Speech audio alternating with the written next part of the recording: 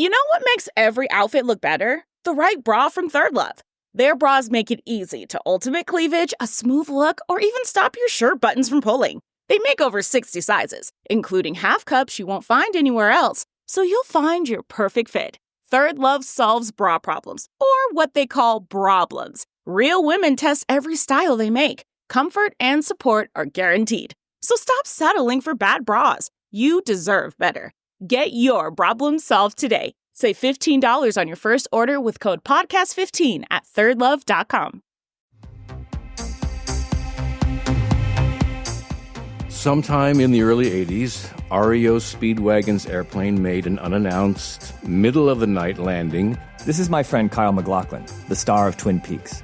And he's telling me about how he discovered a real-life Twin Peaks in rural North Carolina, not far from where he filmed Blue Velvet.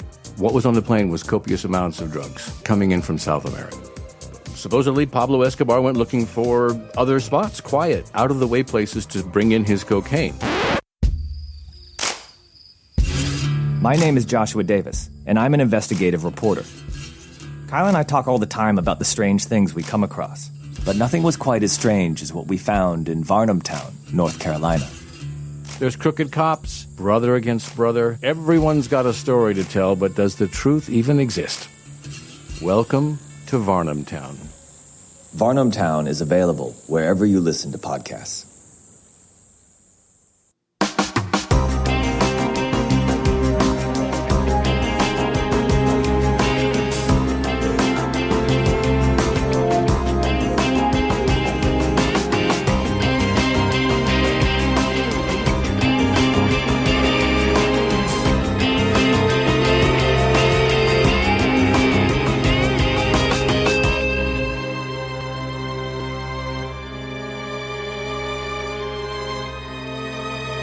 Hello, everyone, and welcome to episode 347 of the True Crime All the Time Unsolved podcast. I'm Mike Ferguson, and with me, as always, is my partner in true crime, Mike Gibson. Gibby, how are you? Hey, I'm doing good. How about yourself? I'm doing very well. Good. Man, having a really good week.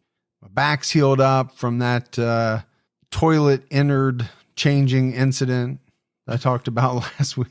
I just like that word innard that you used. I've been using it quite a bit. Yeah. For some reason. Innards. Hey, let's go ahead and give our Patreon shout outs. We had Roxana Finn. Hey, Roxana. Annie Benani. Hey, there's Annie. Dwayne. Appreciate that, Dwayne. Tana Atkinson. What's going on, Tana? Jennifer Lord. Hey, Lord. Victoria Rappaport. Rappaport. Holly. Hey, Holly. Miranda H. There's Miranda. Ginger Cat 5997. And thank you, Ginger Cat. Laura Stickney. There's Laura. Samantha McCow. Well, thank you, McCall. Isabel. Good old Isabel. Tasha Raquel. Jumped out at her highest level. Raquel just did it up big. Yep. And last but not least, Janelle Honor. Hey, Janelle. And then if we go back into the vault, this week we selected Dustin Kelly. Hey, thanks, Dustin. Yeah, appreciate all the support that we get. Gives right now on True Crime All the Time. We have an episode out. We're headed to Australia to talk about Bradley John Murdoch. And this is a man who stopped a couple on kind of a remote road, killed the man, abducted the woman, and he was a career-long criminal, a drug trafficker. There's a lot going on. It's always good when we go to the Outback, especially when I get to go into the bush. Mm-hmm. I know you like to go on a walkabout every year or so. All right, buddy, are you ready to get into this episode of True Crime All the Time Unsolved? I'm ready. We're talking about the LaSalle Street murders. On December 1st, 1971, 3 Indianapolis businessmen were found dead inside a house on LaSalle Street. The 3 victims were bound and their throats were cut. The police had multiple theories and 2 main suspects, but the case remains unsolved over 50 years later. It's a long time to be unsolved. Yeah, 50 years is a long time. You and I know that because we are now both over 50 years of age. Speak for yourself. I'll speak for you too. So in this case, the victims were 34-year-old Robert Gearsey, 30-year-old Robert Henson, and 27-year-old James Barker. They were friends who met through work. The 3 worked for a company called Record Security Corporation, in Indianapolis for about 5 years. Their boss was a man named Ted Euland, who would become an important figure in the case. Giersey was the executive vice president of the company, and Henson was a sales manager. In the fall of 1971, they all left the company. Barker started working for the Bell and Howell Company, while Giersey and Henson started their own business called the B&B Microfilm Service Company. They started their business on December 1st, 1971, exactly a month before they were killed. So I think right off the bat, that's pretty interesting timing. You know, when you start to think about why would someone be killed? Well, when you leave a company, start your own business, and then you're killed within a month, I would think it'd be pretty hard for the police not to look at your associations with your previous company and say, well, who was mad about that? Yeah. How's that related to this? Yes. In October 1970, Giersey purchased a house at 1318 North LaSalle Street from an Indianapolis couple. Henson lived with him, and so did Barker at one point, but he didn't live there at the time of the murders. The three men often spent their free time together. They were described as hardworking, hard-playing, and generally hard-living men, per the Indianapolis Star. Multiple articles stated that they like to go to low-class bars. So, I mean, these men sound very much like you, Gibbs. You're hardworking, you're hard-playing, generally hard-living, and you do like to go to low-class bars. I'm just a hard-living fool. But it's interesting to me that you often make pretty good friendships at work because, as we've talked about before, you're spending so much time with these people. You and I became friends at work. Yeah. I mean, you actually spend more time with people at work sometimes than you do with your own family. It can be like that. It was said that the men also had a reputation for picking fights at these bars. Again, I'm getting a lot of similarities here to you.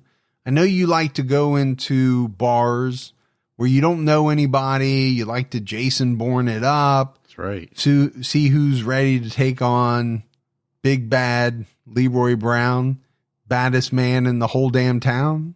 And I always make sure I know how I can outrun each and every one of them. And how far you can run flat out. That's right. Theodore Giersey, the brother of Robert, said that they got a kick out of going to bars that were out of character for their social positions. He explained that his brother liked the bars because they were once the only places he could afford to buy a drink. Giersey did note that when the men took a woman on a date, they went to formal dances and nice restaurants. So they saved their money for the more upscale places? Yeah, I don't know that they didn't have the money to go to better bars. It sounds to me like they just enjoyed going to these places that maybe they had gone to when they were younger because that's all they could afford. That's kind of the feeling that I got from what people were saying. My thought is, why spend $20 for a drink if you can get it for $5? I would be shocked if you even spent $5 on a drink. That would be a lot. I've never seen you buy a drink. I've never seen you drink when you weren't getting free drinks is my thing here. Well, that's the best way to do it. And it's the only way I've ever seen you do it. An unnamed acquaintance told the Indianapolis Star that the three men were involved in an amorous conquest competition. Okay, to me, that is a nice way of saying they were trying to see who could meet the most women, sleep with the most women. According to retired Indianapolis Police Captain Robert Snow, who wrote a book on the case, the three men had a private contest to have sex with as many women as possible in 1971. They kept a scorecard in their house, and the winner was supposed to get a steak dinner. Just trying to picture the New Year just came in. They're all sitting around. Happy New Year. What should we do this year? Yeah, this year. You know what we're going to do? We're going to have a contest. We're going to keep a score sheet right here. I'm sure none of the women will be upset with us when they see this score sheet laying around the house. Well, I can't imagine that they were bringing too many women back to that house. Or if they were putting that thing away. Yeah, you'd hope so. Because I don't know how many women would look at that and say, oh, yeah, that's nice. Yeah. That makes sense. I'm glad I contributed to your score. Henson had started dating a woman around November 1st. She later said that the men were like the Three Musketeers. She never saw Giersey and Barker with the same woman twice, and they often had a drink in hand. She also said that they went on dates throughout the week, but never on Friday nights, and she didn't know why. I think you would call them modern day players. Players? Yeah. Yeah, I'm getting a real Ron Burgundy vibe here. Yeah. Before he met Veronica. But it is strange, right? To go out almost every night of the week, but never go out on Friday night. Yeah, why is that? I don't know if maybe they kept Friday nights for the three of them to hang out. She didn't know why. On Wednesday, December 1st, 1971, the three men were found inside the house on LaSalle Street, and we mentioned it right up front, right? Their hands and feet were bound, and their throats were cut. The bodies were found by their business acquaintance, 29-year-old John Carnes. Giersey and Henson didn't show up for work that morning at the B&B microfilm office. At 2 p.m., Carnes called B&B to speak to the men. Their secretary and office manager said they hadn't come in that day. So I'm sure, that caused some alarm for this John Carnes guy. As much as these guys were kind of hard living, hard drinking, hard partying fellows, I'm assuming that they took work pretty seriously since it was their company. Yeah, I think, we mentioned earlier they worked hard, played hard, lived hard. So you think that they would have shown up at work unless they couldn't. They couldn't. And we know they couldn't. Yeah. We know why they couldn't. Carnes called the house and their typical hangout spots, but no one had seen or heard from them. He decided to drive to the house to check on them and saw that the front door was open. He entered the house and found the bodies. He told the police, I couldn't believe what I saw. I just couldn't believe it. It just wasn't human. I still can't believe it. Yeah, well, what a sight. If you think about that, walking in and seeing all three of them bound and their throats cut. Well, we often talk about, people walking through the woods, hunting, or, going on a stroll and finding a dead body. And, asking that question, well, how traumatic would that be? And my thought is always, pretty traumatic. But here is a friend finding three friends in that state. That had to be really, really rough. These aren't strangers. These are people people who you're friends with. The dispatcher only sent one patrol officer to investigate because the call was so strange. Almost as if the dispatcher didn't believe this guy. Like he said, I think you got this wrong. Maybe I didn't hear you right. Maybe you're just not seeing it right. Because I don't think normally this is a call where you just send one officer out. Three bodies, bound, throats cut. You'd want some backup at least because you don't know what's going on. Is the killer still in the house? I mean, at the very least, you've got to secure the crime scene and all of that. And I'm assuming you'd want more than one person there to do that. The officer found Carnes on the porch when he arrived. The officer reportedly stayed in the house just moments before running to his patrol car and saying into the radio, per Indianapolis Monthly, send me 83, which was homicide.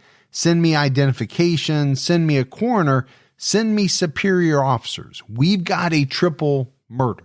Yeah, basically send everybody. Then he probably called the dispatcher and said, I can't believe you sent me out here by myself. What were you thinking? Each of the victims were found in a different room. Henson was found in the front bedroom, Giersey in a back bedroom, and Barker in a bathroom between the two rooms. Henson was on his stomach with his hands bound beneath him. Barker and Giersey were on their backs. According to coroner Dennis Nicholas, marks on the floor indicated Barker was dragged to the bathroom. Nicholas said that it looked like the men were held by their hair to extend their necks before their throats were cut from ear to ear with a long bladed instrument that caused almost instantaneous death. The 3 men were also bludgeoned, and 2 of them suffered skull fractures. This occurred before their throats were cut. Well, that's probably how the killer got control of the individuals. I mean, you have 3 grown men. Well, and you used the word killer, and my thought was, could this have been one person? And I think the answer is yes, it could have been. But you could also see a scenario where it could have been more than one person because, like you said, 3 grown men, you're taking a real chance, I think, if you go in there by yourself. Yeah. Now, if you're catching them by surprise, they're asleep, and you're incapacitating them with very vicious blows to the head, you could see how one person could make that happen. But just an absolutely brutal crime scene, skull fractures.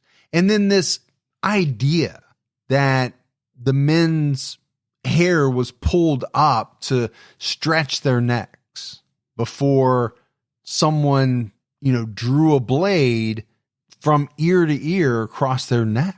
It's almost like something you would see in a horror flick. Yeah, or like a mob movie or something like that. The coroner initially estimated that the men were killed between 10 p.m. and 2 a.m. So, going back to, my thought, it's very possible that the 3 could have been asleep given that time period.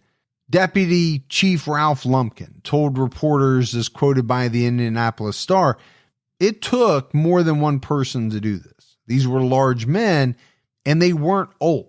So again, I think he's kind of going along the lines as what some of my thinking was just off the top of my head. I thought, man, you would think this would be more than one person. Yeah. But I don't know how he can say that conclusively.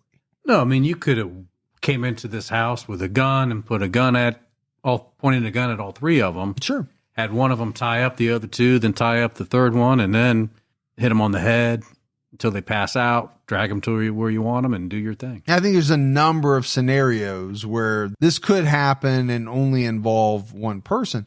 But, all 3 of these guys were over 6 feet tall, weighed over 200 pounds. We mentioned it, right? They had reputations for holding their own in a fight. Almost seemed like they liked to fight a little bit. So you kind of think if they knew this was going down, would they just sit there and let someone point a gun at them, or would they decide to take their chance and go after the guy? So maybe there was more than one. Well, I also think it's hard to fight someone with a gun. It is. Because most of the time you can't get to that person before they would shoot you. Shoot at least one of you. Depending on how much distance in between, right? Yeah, depending on how good you are with the gun, you can shoot 3 people very quickly. Yeah. And depending on what kind of gun it is, it's just so many factors, right, to this. And we obviously, it being unsolved, we don't know. So we're speculating and throwing out different scenarios. I would just zigzag. And do like a matrix, miss all the bullets and get to the person. Bend and twist. I get you. Lumpkin told the press if only one perpetrator was involved, he would have had to use a gun and force the men to tie each other up before tying up the third man himself. So he's kind of going along with the theory that you just talked about. But he said still there were no signs of a struggle in the house, and it was assumed that the men would have resisted in some way. Homicide detectives initially said there appeared to be no motive. They didn't think it was a robbery gone wrong because all 3 victims had small amounts of money in their pockets. A girl in the neighborhood reported that she saw 2 men sitting across from the house in a yellow Oldsmobile from 7 to 9 p.m. on Monday, November 29th. Another neighbor reported seeing a dirty cream-colored car with 3 men inside parked across the street from the home the night before the bodies were found. She saw the car around 6 or 7 p.m. on November 30th when she drove past the house. When she returned home about 20 minutes later, the car was still there. She said she saw 3 white men in the car. 2 were sitting up front and 1 was sitting in the back. Well, yellow, car, dirty cream color car. Could be the same car. Could be the same car. Now, in one, girl reported she saw 2 men. This lady said she saw 3 men. Could the girl have missed the person in the back? Possibly. Yeah, Possibly. or the night, the next day they came back with 3 instead of 2. That's absolutely possible as well. It was reported that the police were called to the house on Sunday, November 28th because of a disturbance. A woman was seen crying in a car outside. She explained that she was a girlfriend of one of the men and they had gotten into a fight. The police left when she said she was all right. She probably saw the scorecard. Yeah, she probably did. And got upset, and they got into a big fight. Yeah. Why is my name on that scorecard? Why is my name not on that scorecard? And why are there so many other names next to your name? Or that one, yeah. True Crime All the Time Unsolved is brought to you by Progressive Insurance. Hey, TCAT fans, whether you love true crime or comedies, celebrity interviews, news, or even motivational speakers, you call the shots on what's in your podcast queue, right? And guess what? Now you can call the shots on your auto insurance too. Enter the Name Your Price tool from Progressive. The Name Your Price tool puts you in charge of your auto insurance by working just the way it sounds. You tell Progressive how much you want to pay for car insurance. Then they'll show you a variety of coverages that fit within your budget, giving you options. Now that's something you'll want to press play on. It's easy to start a quote, and you'll be able to choose the best option for you fast. It's just one of the many ways you can save with Progressive Insurance. Quote today at Progressive.com to try the Name Your Price tool for yourself and join the over 28 million drivers who trust Progressive. Progressive Casualty Insurance Company and Affiliates. Price and coverage match limited by state law. Henson and Barker were also involved in a fight at a bar in the days leading up to their death. Henson was jumped by another man when he was speaking to a woman, and Barker helped him. You know what you have to be careful of? Jumping the wrong people at a bar. Well, and I think you also have to be careful of indiscriminately talking to women at bars whose boyfriend, husband, significant other is just gone to the bathroom. Yeah. Because when that person comes back, they may not be all that happy. And I think if you're the police, all of this is worth noting because, when you're looking for a motive, okay, could this fight and the cause of the fight have been a motive for murder? It's possible. Yeah, it's very possible. Could this fight, between this woman and one of the men inside that night have been a motive?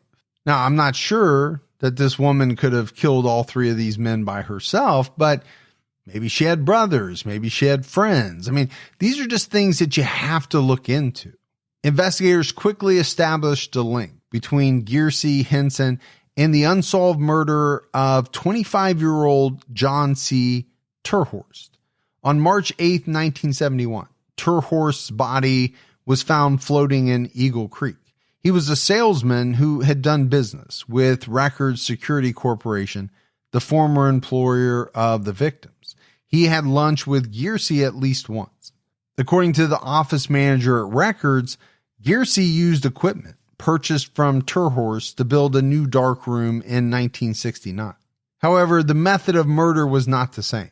Terhorst was shot twice in the head. Before he died, he was supposed to meet an individual in the Woodruff Place neighborhood who expressed interest in buying his car. Yeah, it doesn't sound very similar at all. No, the murder doesn't sound similar at all. I do think just the fact that they knew each other, police would have to look into it to see whether or not they were connected. Now, I don't know how many murders were occurring in Indianapolis in the early 1970s. Yeah, I don't have a clue. I mean, Indianapolis is not a small town, so I'm sure they had, quite a few murders, but just the fact that these people knew each other, you got to take a look at that. A second theory involved their former boss at Records, Ted Euland. Multiple sources state that when Giersey and Henson left Records to start B&B Microfilm, they stole clients, equipment, and money from Ted Euland. Which I'm sure didn't go over well. No, and you would definitely have to look at that as a possible motive. I'm sure this guy wasn't happy. Number one, that they left, right, to start their own company. But more importantly, if they really did steal clients, equipment, and money, yeah, there's going to be some animosity there. Retired Indianapolis police captain Robert Snow told Fox 59 there was quite a bit of cash missing. Apparently, these three guys had been ripping off Ted Uland for cash. They had been writing checks to people and cashing them themselves. So doing some fraudulent stuff. Yeah, absolutely. So, a lot of times when we do these unsolved cases, we talk about how this individual was the nicest, caring, beautiful. Salt of the earth. Yeah. Sounds like maybe these guys were not perfect. No, and it's not every episode, but more often than not, right, the victims are talked about in such glowing terms. They were straight A students, valedictorian. We did the one where the woman worked for the Peace Corps and she was so selfless and giving. Okay, well, not every victim is like that. They're still a victim. Yeah, it doesn't mean that their lives should have been taken, but you don't have people coming out of the woodwork and talking about them in quite the glowing terms that we hear in other episodes.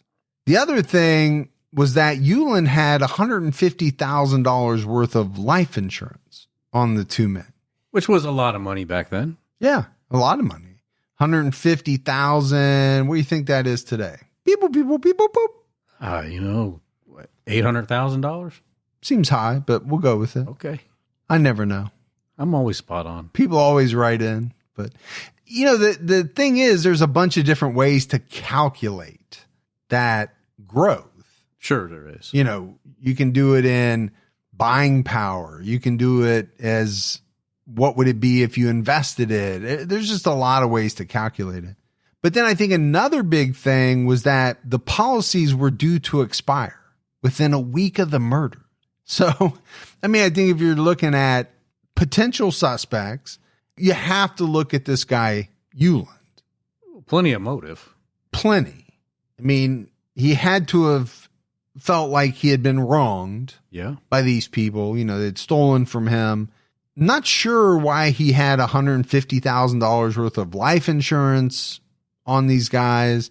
Well, if you were business associates, partners, or individuals who are valuable to you at the company, sometimes you would take insurance out on those individuals. Yeah, I could see where that could happen. Yeah. But then when they're murdered and these are about to expire within a week of the murders, I think, that takes on more of a significance. Before he died, Gearsey wrote a check for $180 for a quarterly premium on a life insurance policy for himself and Henson. The beneficiary was Records Security. So it's not like they were unaware of it, and they even paid for it. So it didn't say it in any of the sources, but, could it be that this was a result of them taking money or the theft, or I don't know. Okay, we'll pay you back somehow when we die, but we'll take a policy out just in case something happens to us between that time. I don't know. I have a policy out on you. Yeah, but I don't pay for it and I didn't sign off on it. You did it illegally. That's different. Allegedly. It was also said that Uland had a key to the LaSalle Street home. He admitted he knew the men were stealing from him and trying to ruin his business. All right. The motive is just, flying around. Yeah. I think if you're the authorities, you have to look at him. Well, and I think you have to look at him as probably your prime suspect, but he did have a very strong alibi. He was in southern Indiana at the time of the murders, and the police didn't know who he would have hired to kill the men.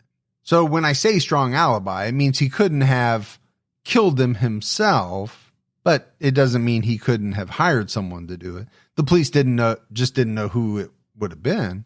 Uland was able to collect the insurance in late 1972, as reported by Fox 59.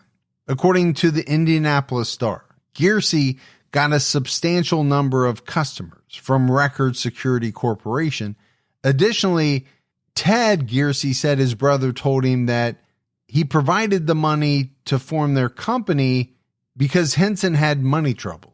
He was supposed to pay for his share over time. Therefore, it was reported that Giersey was the actual owner of the firm. Henson had no direct financial interest in the company at the time of his death. I mean, so if you think about it, Uland came out pretty good. If he got the insurance money, probably won back his previous clients. Well, given the fact that I'm not sure what happened to the company, yeah, it's possible. I mean, this is very much like when Dwight left Office Max to go back to Dunder Mifflin. Yeah. If you remember, he took a bunch of Office Max clients or Office Depot, whichever one it was. He said he would never use it, but he did end up calling them. He did. He looked at that when he had to beat the computer. Yep. The police made it a priority to learn how the men built up such an extensive business in just 1 month. They worked with major clients like the Indiana National Bank and Blue Cross Blue Shield. And I do think if you're the authorities, you're looking at this as a little bit strange, right? When you start a business like this, oftentimes, it takes a while for it to grow. But it seems like these guys just exploded. Most companies don't take off within a month and they're doing business with someone like Blue Cross Blue Shield, who was huge. Yeah, unless you stole them from your previous company. That could be one way. On December 17th, the Indianapolis Star reported that Giersey was still alive more than 30 minutes after the police believed the men were killed. Robert Giersey called a friend at 9 p.m. on November 30th. Initially, it was thought they were killed between 8 and 8:30 p.m. that day. Investigators believe that Giersey and Henson left their office at 7:30 p.m. on the night of the murders. The men were last seen at 5:30 p.m. by their office secretary. She left at that time, and they told her they would be leaving within 2 hours. Giersey placed a phone call at 7:30 p.m. And I think all of this is very important. Narrowing down the window of when these men were killed. I think that's important. And obviously, when you find out that, one of the men placed a phone call at 9 p.m., well, obviously they couldn't have been killed between 8 and 8:30. So that's probably where, you get into what we talked about earlier, which was more of like a 10 to 2 a.m. time frame. That makes sense. Now, another theory was that the men were killed by a jealous lover or the husband of one of the women they dated. And you could see how this could be a possibility. When you keep a scorecard in your home of the women that you've slept with, and you have a contest going on to see who has the highest number, well, there is a good chance that some of those women might be attached. Yeah. And if that comes out, somebody might come looking for you because they're not going to be too happy. Well, there's a lot of guys out there that could get really jealous of something like this and decide to take matters in their own hands. Well, absolutely. I mean, how many people have been killed by, jealous husbands, jealous wives? We've covered a number of the cases, but it happens all the time. Almost 20 years later, in March 1991, freelance journalist Carol Schultz started investigating the case. Schultz was an occasional correspondent for the Indianapolis News. She wrote feature stories on topics for the Home and Garden section. In March 1991, she was assigned to write a story about unsolved mysteries filming in Indianapolis. This caused her to remember her father talking to her about the LaSalle Street murders when she was young. She realized that the 20th anniversary was approaching, so she got permission to do a story on the case. I wonder how young she was when her dad was talking to her about these vicious murders. Oh, yeah. This is how people get a strong fascination with true crime. Not your typical dinner table talk. No, and I've admitted to, watching crime shows on A&E when I was probably too young to really have been watching them, and it only fueled my fascination that much more. So what this led to for Schultz was weekly meetings with Police Lieutenant Michael Popchef. Schultz became obsessed with the case. She would conduct hundreds of interviews. She read every newspaper story she could at the local library. She also drove to local bars and visited the crime scene. So she really got into it. Yeah. During one of her meetings with Popchef, he told her about a new clue that was a 1 in a million shot, but told her she could mess around with it, according to Indianapolis Monthly. The tip came from a former waitress at a bar called Tommy Starlight Palladium, who recently talked about seeing a man with dark, evil, crazy eyes enter the bar on the night of the murder. All right, I'm intrigued. First of all, Tommy Starlight Palladium is a heck of a name. It is. I don't even know what it means, other than it's Tommy's. But you can see the big light show out on the building outside. Maybe. But, think about this description, right? A man with dark, evil, crazy eyes. A lot of people say that, when they look at pictures of serial killers, they remark about, his eyes look crazy or evil. Now, would they, if you didn't know that this person was a serial killer, or do they really, regardless of whether you knew it or not? That's a question I always have, because sometimes you go into it biased because you already know what this person did. Yeah. So I don't know. But at this point in time, this waitress couldn't have known what this person had done. So I watched a movie last night with this, I think it was called something about Kevin, but it had that Tilda Swinton. Yeah, and the what's his name that plays in Step Brothers? Not Will Ferrell, the other guy.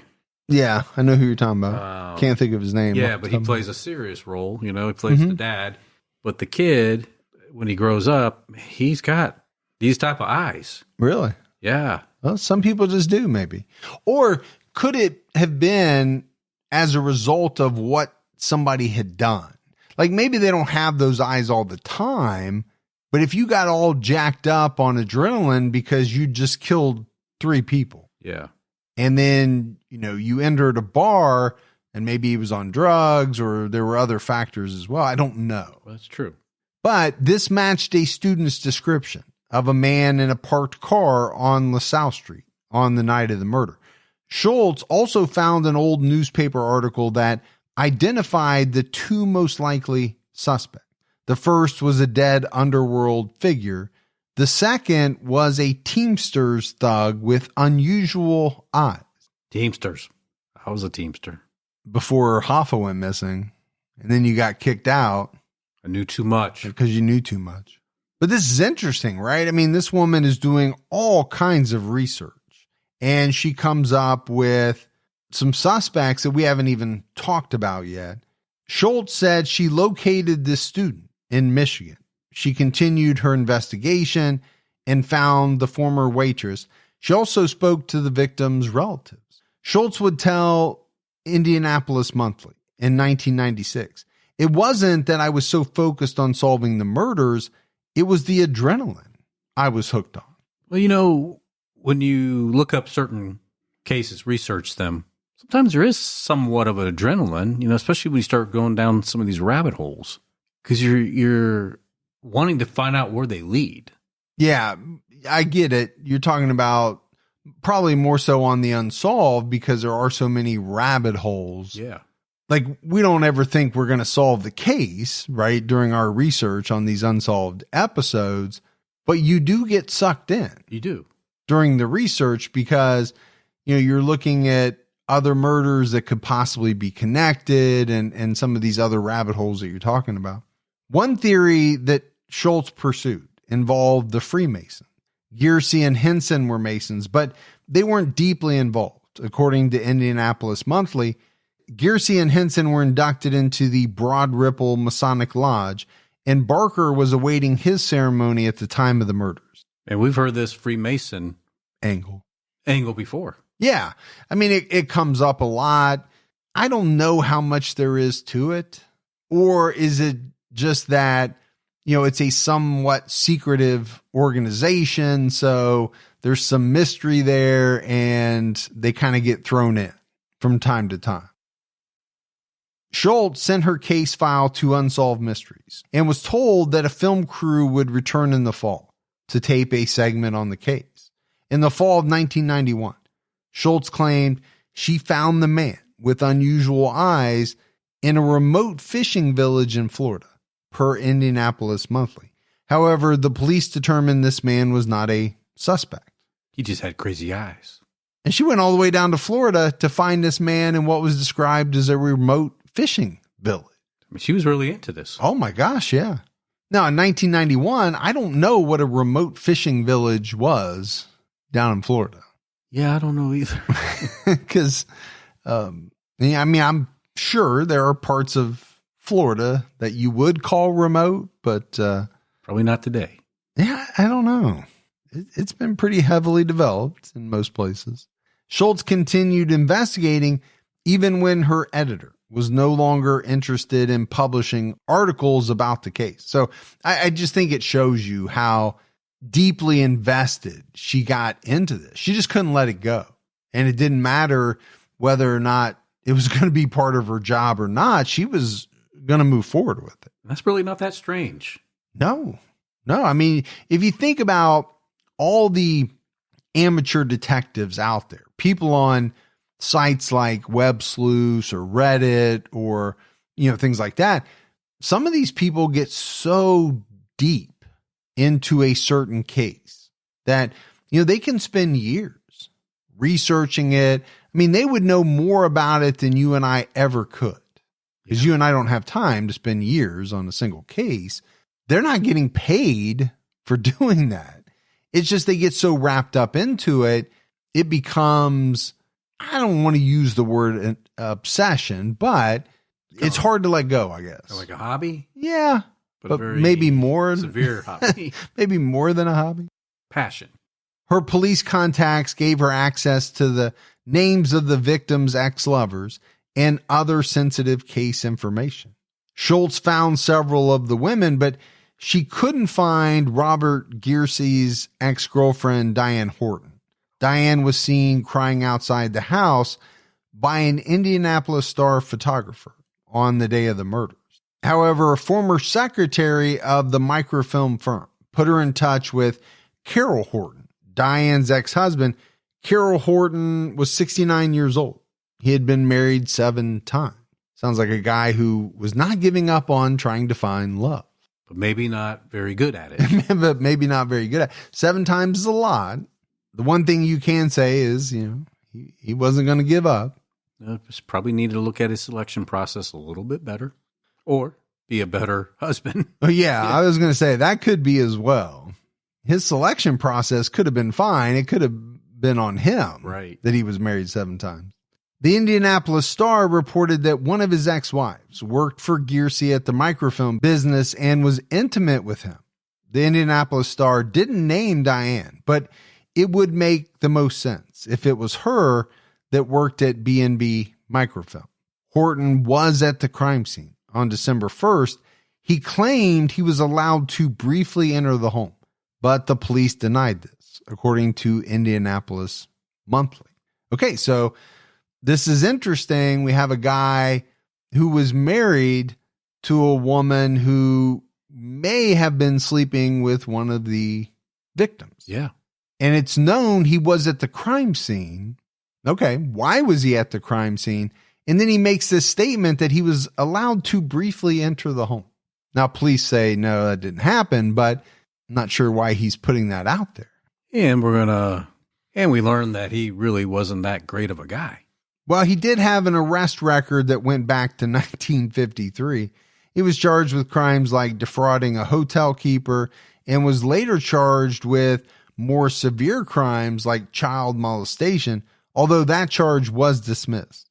He once served 19 months for 3 counts of theft. Schultz and Horton discussed the murders during their first conversation. Horton told her that he had extrasensory perception and that his dreams came true. He told Schultz she would solve the case and that if she stuck with him, he'd help her win a Pulitzer Prize. Stick with me, and I'll make sure you get that Pulitzer. He told her to look into a guy named Floyd Michael Chastain, a convicted killer serving life in prison in Florida. Chastain once worked for Horton's engine repair business.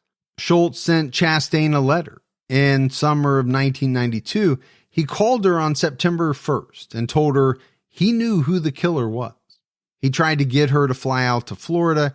She pushed him to tell her the identity of the killer first. He eventually told her the killer was Carol Horton. Okay, you're going to go tell this woman to visit this inmate in Florida, and then he's going to come back and say, yeah, It was Carol. that you're the killer. Why not just tell her directly you're the killer? Well, because he has ESP and he wants her to win a Pulitzer. She's got to figure it all out by herself. Chastain said that he, Horton, and 3 others broke into the LaSalle Street house early on December 1st. Chastain said he killed Henson and Horton killed Giersey. He wasn't sure who killed Barker. But over time, Schultz's relationship with Chastain became questionable.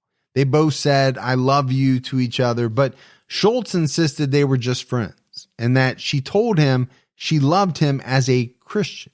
Okay, that's possible. Sure it is. It could also be that she started to develop feelings for this guy. We've seen a lot of strange relationships develop between people on the outside and inmates, some who are most likely never going to see the outside of prison. No, and they just are looking for attention and love and someone that's going to communicate with them frequently. Now, you could also make the case that she wanted to keep this guy on the line, right? She wanted to keep the information flowing. So maybe she was willing to say something to make sure that that relationship stayed solid. I don't know that for a fact. I'm just throwing it out there. No, but that could make sense. I can see that happening. Stringing them along. Yeah. Gain his trust. Make sure that she keeps getting the information that she's looking for. Schultz went to the police with her information about Carol Horton. In October 1992, she wore a hidden microphone and told Horton that his prints were found in the house, although this wasn't true. Sheriff Joseph McAtee said in 1993 that Chastain knew things only the perpetrator would know. Other investigators agree that Carol Horton is the most likely suspect. So, we've gone from underworld figures, Teamsters, thug, the Freemasons, to now this guy, Carol Horton. And some of this does make sense of why investigators could think it was him. If what Chastain was saying is true, and investigators came out and said that he did say some things that they thought only the perpetrator could know, well, he's not only implicating himself, but he's saying he was there with Carol Horton and others. And if Carol Horton's wife at the time was cheating on him with one of the victims, okay, you could see where the motive would come into play. I wonder how, somebody like Carol Horton, how does he get these other individuals to participate, though? Right? If you're scorned, if you're pissed because your wife cheated on you, or is cheating on you, how do you get these other guys to go along with the flow? Like, hey, we got to go over there. I need your help. We're going to take care of these guys. Unless it's something you've always all done together before. Well, I don't necessarily think that has to be the case. I mean, apparently this Chastain guy worked for him. So, are you talking one day at work and saying, this is what's happening, I got to do something about it? And this guy says, well, I'll help you. Or is there money involved? Because that's a distinct possibility. Sure. And maybe there's a couple of other guys that they recruit that either work there or that some of them know. I could see how it happens, but I understand what you're saying. How do you start the conversation? Yeah. I always have that question. You want to kill somebody, you want somebody else to help you. I mean, is that just started over a ham sandwich in the cafeteria? Yeah, like, man, I just really want to kill her.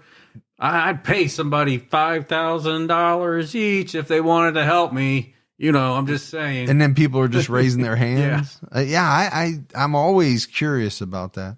Carol Schultz was fired from her job with the Indianapolis News, but she continued writing freelance articles for the paper Nouveau Newsweekly. Schultz contacted the Vidocq Society in Philadelphia, which is an organization of 300 specialists who volunteer to investigate unsolved homicides. They agreed to take the case, but they had doubts about Schultz and warned her not to get too close to sources. And I think that's always good advice. Yeah. And I'm sure they were worried that, she was saying, I love you, and that she was too close to this Chastain guy. During the renewed investigation, law enforcement flew to Florida to interview Chastain. A woman who claimed she was in the house during the murders came forward.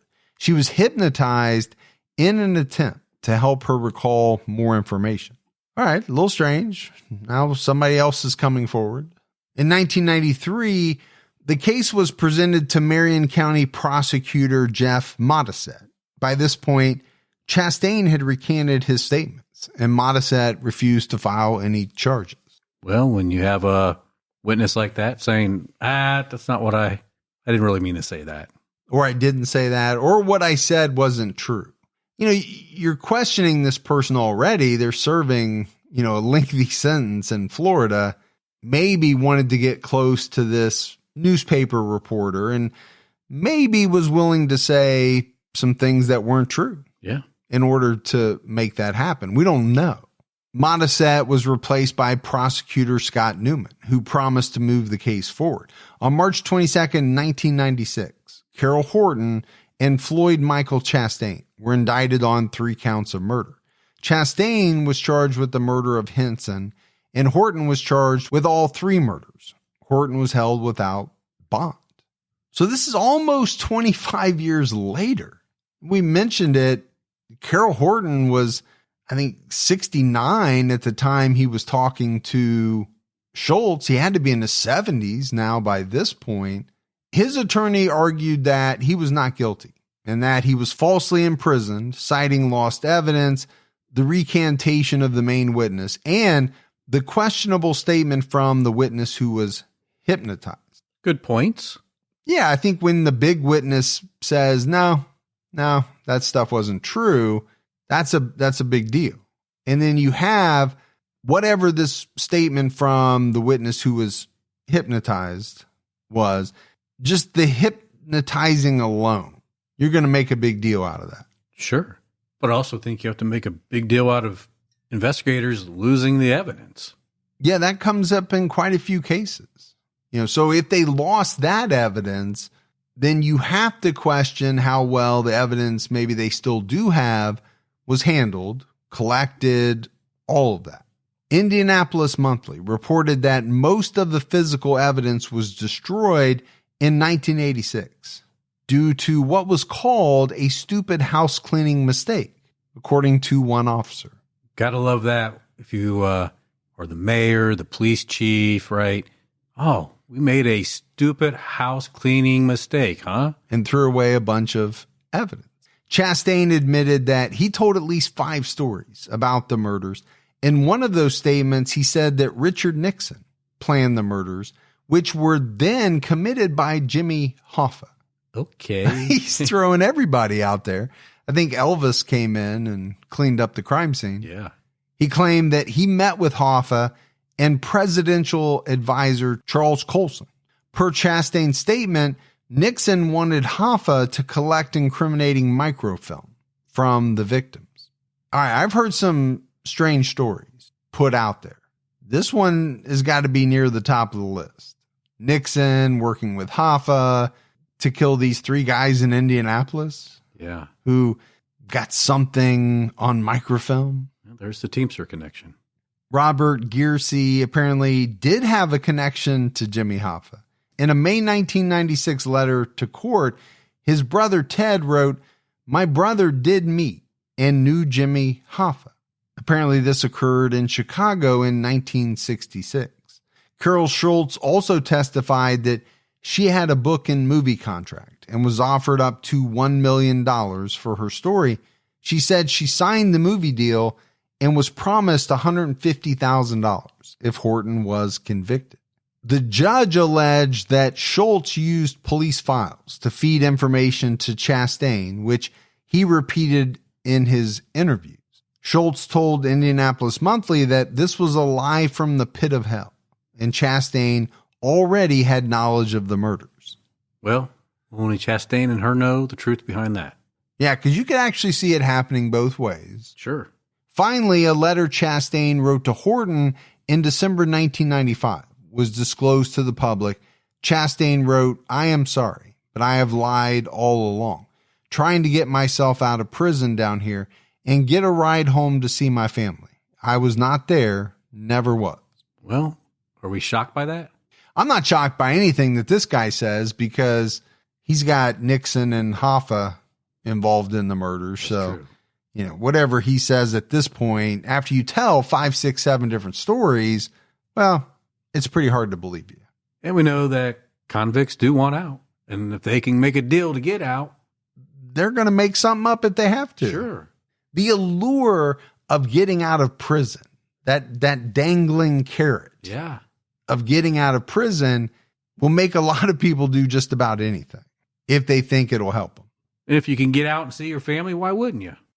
At a hearing on May 3rd, 1996, retired detective James Strode and Lieutenant Michael Popchev said they primarily focused on Ted Ulan, the former owner of the microfilm company that employed Giersey and Henson. Ted Ulan had passed away by this point. Horton's defense attorney, Richard Kamen, said that a car with a license plate starting with the number 26 was seen outside the house on the day of the murders. This corresponds with Jasper, Indiana, where Ulan was from. On May 6, 1996, the prosecutor dismissed the charges against Carol Horton and Floyd Chastain. Judge Paula LaPasa said, per the Indianapolis Star, the court finds that the investigation was compromised by the meddling of Carol Schultz, who is a very biased former investigative reporter.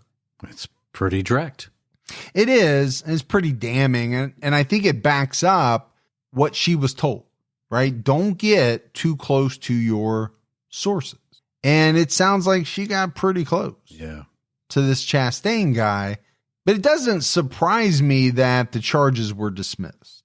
I mean, Chastain recanted. It just didn't seem like there was a lot there.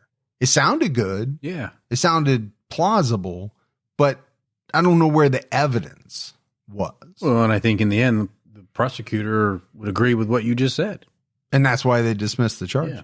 Prosecutor Scott Newman said it was impossible to prosecute and added, there is absolutely no hope of conviction. So why waste the public's money, right? And that's the way it should work.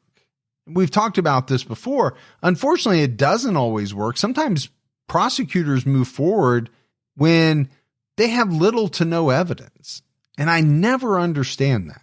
I think a good prosecutor not only knows what cases to move forward, but also knows what cases to say, hey, we don't have it. We should never arrest these people. We don't have anything till you get something more credible. Yeah. Ted Giersey told the Indianapolis Star, I feel like I've been duped by Carol Schultz and Horton, and above all, the Indianapolis Police Department. I thought we had something. We had a grand jury look at this, and they saw something. Well, okay, a grand jury heard all of this and thought, that sounds pretty good. I could see moving forward with this. But was that before Chastain recanted, his statement? After this scandal, the case lost widespread attention for the next 5 years. Then in 2001, the police received a letter from a man named Fred Harbison, who claimed that Ted Euland hired him to kill the three men and never paid him. Like Ted Euland, Fred Harbison had also passed away. He died in 1999.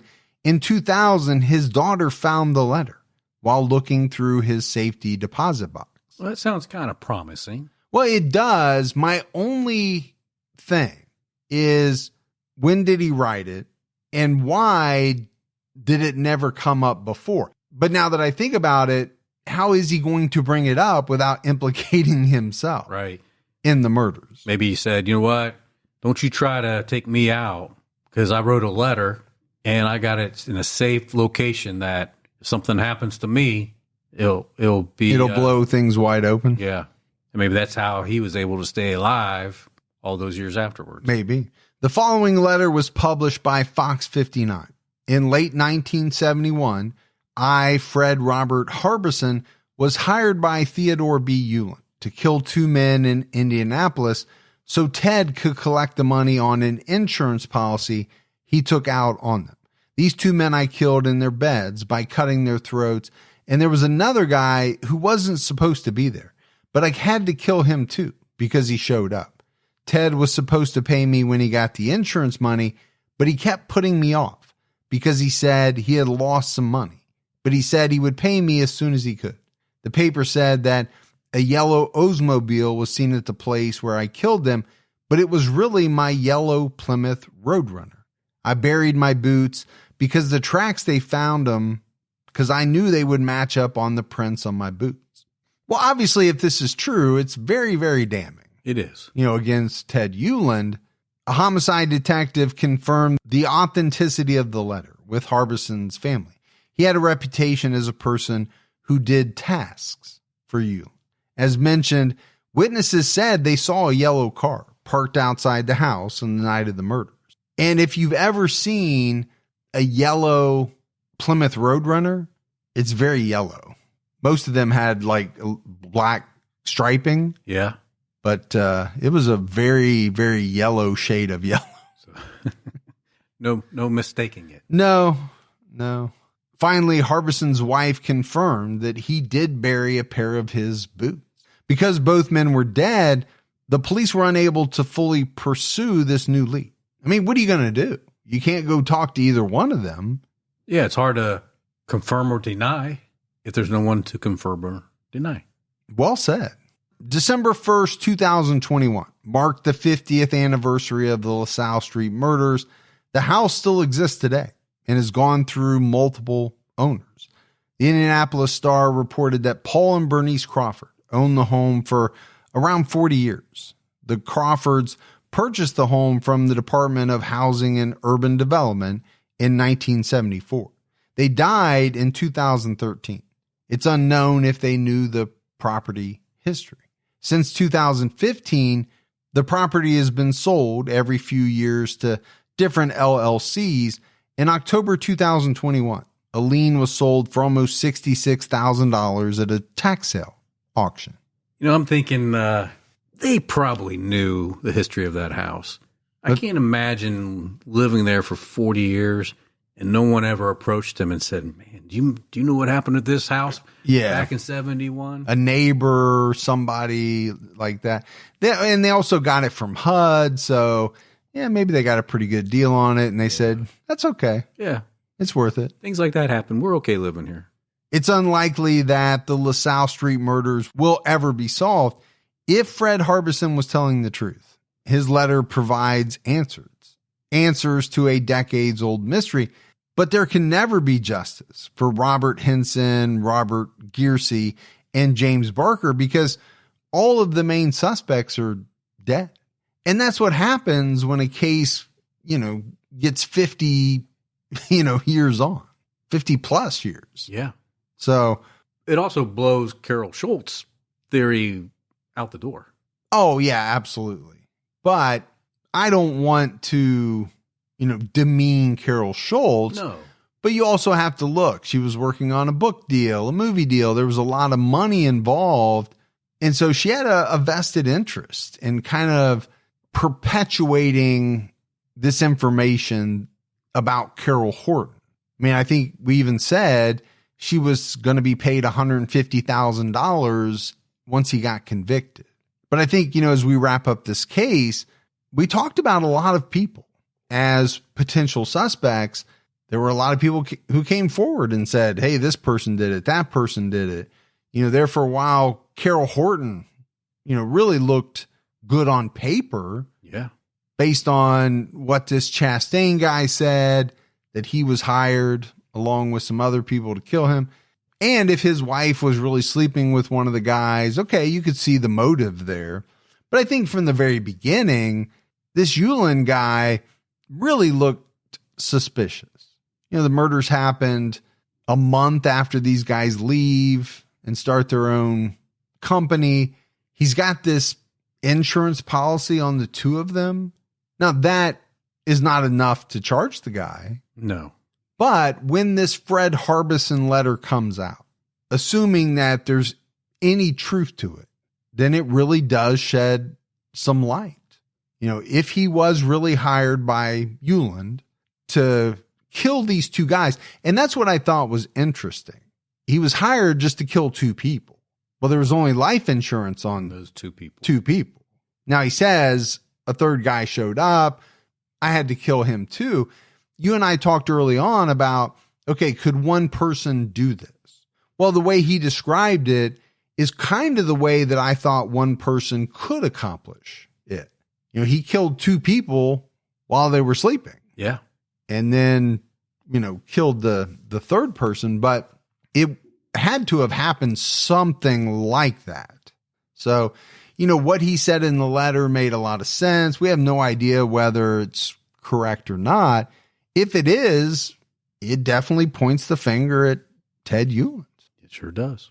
Now, the other thing to me is, if you're going to hire a hitman, you really should pay that hitman. Yeah. I don't think that's the individual you want to leave hanging too long without pay. No. First of all, the guy killed 3 people, if that's what happened. And so are you not worried that if you stiff him, he's going to kill you too? Yeah, unless you had something to hang over his head. I just thought a fascinating part of that story is that none of it comes out until after both men are dead. Yeah. I'm sure there was suspicion on Ted Yulin. I'm sure the police looked at him. Now, could you say the letter in the safety deposit box was a forgery? That maybe the family wrote it because they thought maybe it could bring some notoriety or some kind of generate some money. Yeah, you could say that. I mean, I don't know how many people would want to do that. You're definitely tarnishing the reputation of a family member. Yeah. Now, the police said that they verified the letter with the family. Right. I don't know if they verified it independently with other handwriting samples. But I'm with you. Why would you want to tarnish? Unless the reason you thought there was some big potential payout. Yeah. Why would you? Otherwise, why would you do it? Yeah, I certainly wouldn't want the public to know that my grandfather was a hitman who killed 3 people. And didn't collect. and was never paid. Yeah. So he couldn't pass that money down. I don't know. It's such a strange, fascinating case because, at the end of the day, you just can't say for sure what happened. I think most people would lean towards Ted Yulin being involved, but how can it ever be proved at this point? I don't know if it can be. But that's it for our episode on the LaSalle Street murders. We got some voicemails, Gibbs. You want to check those out? Let's hear them. Hey, Mike and Gibby. My name is Sam. I'm a first-time caller, long-time listener, but I just love the podcast. I'm obsessed. I listen to it all the time, and I'm also a Patreon supporter, so really love what you guys do. And just kind of a funny story, I listen to a couple other podcasts that also creep me out. And my husband's been laying some planks in our attic so we can use it for some good space. And we share an office, so he's always hearing the podcast as well, though he's not a huge true crime fan. And today he left the attic open and went out to Home Depot to go get some more wood. And I was freaked out, so I called him. I'm like, babe, make sure you put the lid on the attic or close the attic up before you leave. And he's like, okay. And I'm like, it just creeps me out because I listen to T-Cat all the time. I don't know. I just, you just get in your head. And he's like, okay, well, I'm going to Home Depot. You keep your own time ticking. And it just made me laugh. And it's just so funny because now he's able to relate with me to the show. And I just thought it was a fun thing to share. But anyway, I'm definitely Team Mike and Gibby. I can't decide because you guys just both compliment each other so much. So thank you so much for everything you guys do and all the research and everything. And keep your own time ticking. That's actually a really funny story because is he saying that to kind of needle her a little bit? As in, you're scared, keep your own time ticking. You don't know what I'm doing. You better get up in that attic and make sure what he's laying those planks down there for. I think he likes listening to the show too. Maybe. Hi, Mike and Gibby. My name's Kelly. I live in Michigan. I listen to you guys all the time. I just finished Axeman, and I have to say I really loved listening to this series because I only heard of it with American Horror Story, so it's actually good to actually hear the true setting of it. So thank you. I am Team T-Cat, as I love both of you guys. I love how you put each other in check and just have a good time. Thank you for all you do. Thank you for putting it out there so that we can all hear it, and keep your own time ticking. I turned my head when she first started talking, and I thought she said, I just finished The Ass Man. And I'm like, is this the story with Kramer? Or? So you turned your head, but you have headphones on. I know, but so how did that change what you were hearing in any way? I don't know. It does somehow, though. The one speaker on the one side cut out or something. It I did don't know. not. Give me some new headphones. I still have the original set. Oh, we appreciate it. We love you too. American Horror Story is one that so many people talk about. They do. Love. Yeah. And I have never watched it. Well, you better get on it. I know. I need to. I know Sarah Paulson is amazing. in all of it or almost, some of it. Almost all. And I think she's amazing. The director, what's his name? He's so good. He's done so many other movies because of this. Mm-hmm. He knows what's his name. I can't remember his name. Okay. But he knows how to scare It's a great story. It's a great story when you start something and then can't provide the name of the person that you're telling the story about. But you know what? Name one movie he's directed. I can't think of I think his first name's Ryan. Well, that helps because there's not that many Ryans out there. But, my gosh. But it's a show that I've always meant to watch. Yeah. I've just never seen it. And so I didn't know they did something on the Axeman. Just make sure you tell your wife that you're going to start watching it so that she can watch it with you from the beginning and not that you watch half of all the seasons. And then she wants to start and I have to go back. Yeah, that's what always happens with us. All right. That is it for another episode of True Crime All the Time Unsolved. So for Mike and Gibby, stay safe and keep your own time ticking.